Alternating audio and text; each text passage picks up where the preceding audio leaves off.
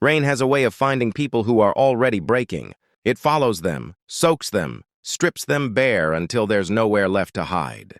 The night she knocked on my door, the storm didn't sound like weather. It sounded like fate demanding entry. She stood there drenched, mascara bleeding down her cheeks, eyes glassy with something close to collapse, and asked the question that changed everything. "Where can I undress?" I pointed without thinking. "Behind that door, bathroom, there's a clean shirt hanging on the hook." I didn't expect what came next.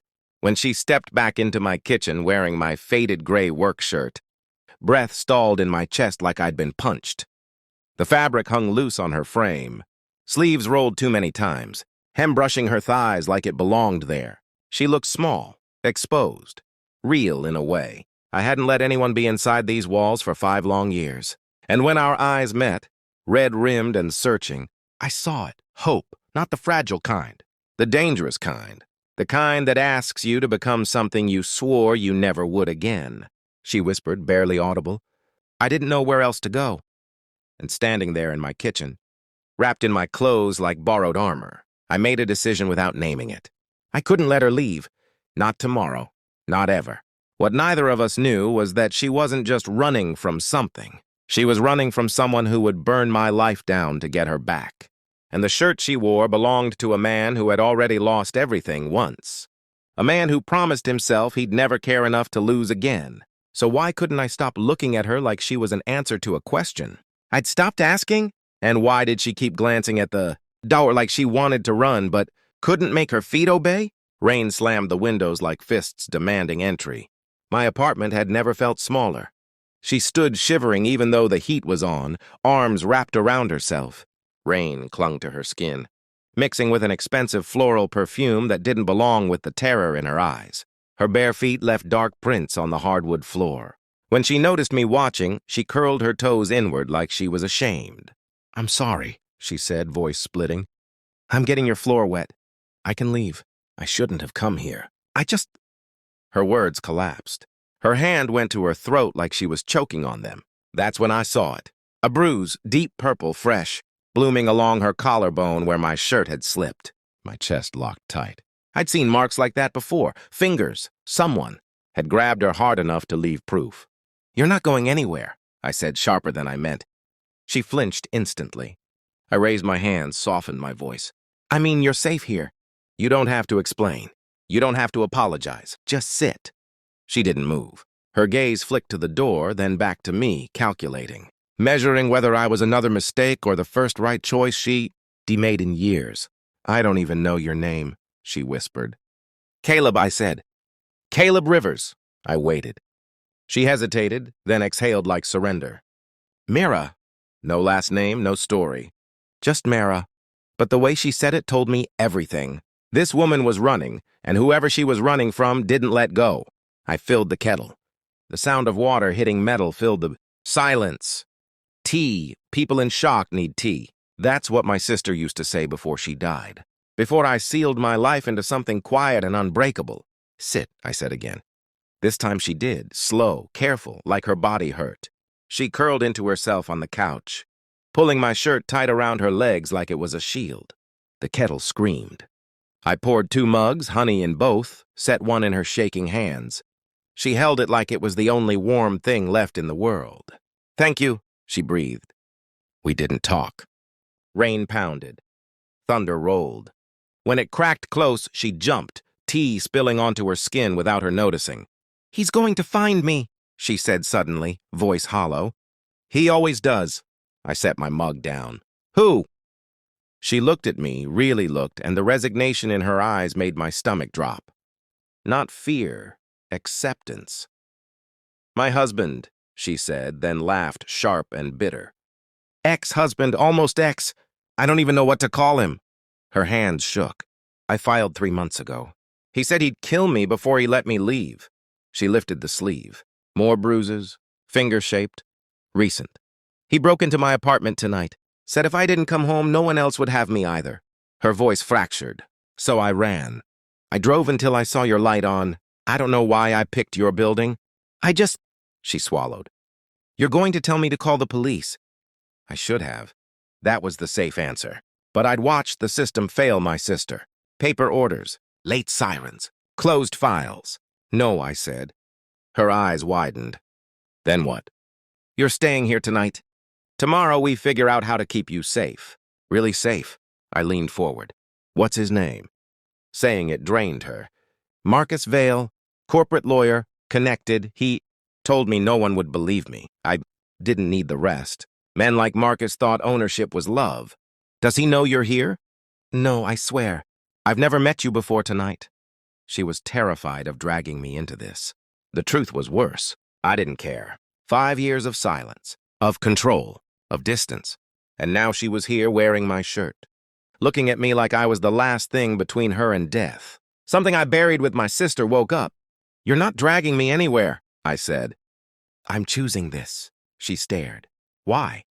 Because I lost someone I should have protected once, and I'm not doing that again. Her fingers tightened around the mug. Who? I hadn't said Emma's name out loud in years, but the way Mara asked made it easier. My sister. She loved a man who promised change. He broke her. I told her everything. The control, the apologies, the ravine. When I finished, her hand found mine. Cold. You can't force someone to leave before they're ready, she said quietly. Leaving isn't the hard part. Believing you deserve better is. Thunder moved away. The storm softened. Something else charged the room. You deserve better, I said. Tears filled her eyes. You don't know me. I know enough. She wiped her face with my sleeve. I'm a mess. You're surviving. Her laugh broke. I left everything. My phone, wallet, keys. She froze. My car, it's outside. He tracks it. I was already moving. We made a plan. A ghost trail, downtown, cameras. 20 minutes later, her Audi vanished into the night. Relief crashed over her. He'll be furious. Let him be furious somewhere else. She looked around my apartment like she was seeing it clearly. You live alone. By choice. I used to think alone meant lonely, she said. Now I think it means safe. Until it isn't. Exhaustion finally hit her. I offered the bed. She refused. I insisted. She cried when I hugged her. Not romance, safety. She kissed my cheek before disappearing into my room. I lay awake, staring at the ceiling, knowing one thing with terrifying clarity. I was already in too deep, and I didn't want out. Sleep never really came. I drifted in and out, half aware of every sound. Every shift of the building settling. Every car passing on the street below. Somewhere behind the closed bedroom door. Mara breathed, and that alone kept me anchored. I hadn't shared space with another person overnight in years. Not since Emma. My life had been quiet by design. Predictable. Safe. And now there was a woman in my bed whose past was hunting her, whose future had somehow landed square in my living room. When morning finally pushed through the blinds, it did so gently. Pale gold cutting clean lines across the walls. I woke to the smell of coffee and for a split second thought I was back in another life. One where Emma was still alive and mornings meant conversation instead of silence. Then I heard movement in the kitchen. I sat up too fast, my neck protesting sharply. The couch reminded me I wasn't 20 anymore. Mara stood at the counter wearing my shirt, and a pair of sweatpants she must have, scavenged from the laundry. They were too big, cinched at the waist, cuffs rolled twice. Her hair was pulled into a loose knot, face bare, stripped of every defense she'd worn the night before. She turned when she heard me. I hope you don't mind. I couldn't sleep. I made coffee. She stopped herself, bit her lip. I'm rambling. You're fine, I said, standing. You okay? She nodded, but her hands trembled as she poured. Another mug and slid it toward me. Black, no sugar. She'd noticed. The realization landed harder than it should have. I keep waiting for him, she said quietly. Every sound, every car. I keep thinking it's him. It's not, I said. He's downtown chasing a ghost. For now, she said. He always figures things out. Then we stay ahead of him. She looked at me like I was offering a miracle. You keep saying we. This isn't your fight. Maybe not, I said. But I'm in it anyway. She searched my face. Why? I didn't hide this time. Because something in me woke up when you walked through that door, and I'm not turning my back on it. She set her mug down. I'm terrified of you, I nodded. That makes sense. Because you make me want to believe in safety again. And every time I've believed that before, I've been wrong. I moved slowly, giving her room to step away. She didn't. I can't promise I won't hurt you, I said. But I can promise I'll never make you afraid. Her breath hitched. I tucked a loose strand of hair behind her ear. She leaned into it without thinking. I want to stay, she whispered. But I can't let him destroy you. Let him try. Her eyes widened. You don't understand. I understand enough. I told her the truth. That I'd already lost what mattered. That fear only wins when you let it decide for you. Something shifted in her then. Not relief. Resolve. Okay, she said. Then we do this smart. We talked through it. All evidence, documentation, lawyers, who weren't impressed by Marcus. Vale's name, plans layered on plans. For the first time, she wasn't reacting. She was choosing. My phone buzzed. Unknown number. The room went still. Don't answer, she whispered. I answered anyway and put it on speaker. Silence, then breathing, then his voice, smooth, controlled. I know she's there. Mara froze. I think you have the wrong number, I said. He laughed softly. Her car was towed from your building. Cameras don't lie, he demanded. Threatened, promised ruin. I listened, calm settling over me like armor. When he finished, I spoke. I told him what was actually going to happen. I told him about the recording, about restraining orders, about what fear looks like when it stops working. For the first time, his voice cracked. This isn't over. Yes, I said. It is, I hung up. Mara collapsed to the floor, shaking. I knelt, pulled her close. She cried differently this time. Not broken, free. You recorded him? I showed her. She laughed through tears and clung to me like gravity had finally eased. Why didn't you send me downstairs? Because I wanted you to stay. She looked at me like she was seeing something. She'd searched for her whole life. I'm staying, she said. Not because I'm scared. Because I want to. We kissed then. Soft, certain, a promise, not an escape. What happens now? She asked. Now we build a life he can't touch. 3 months later, the restraining order was permanent. Marcus violated it once. Once was enough. The recording, the evidence, the pattern he couldn't explain away. His firm asked him to resign quietly. He left the state.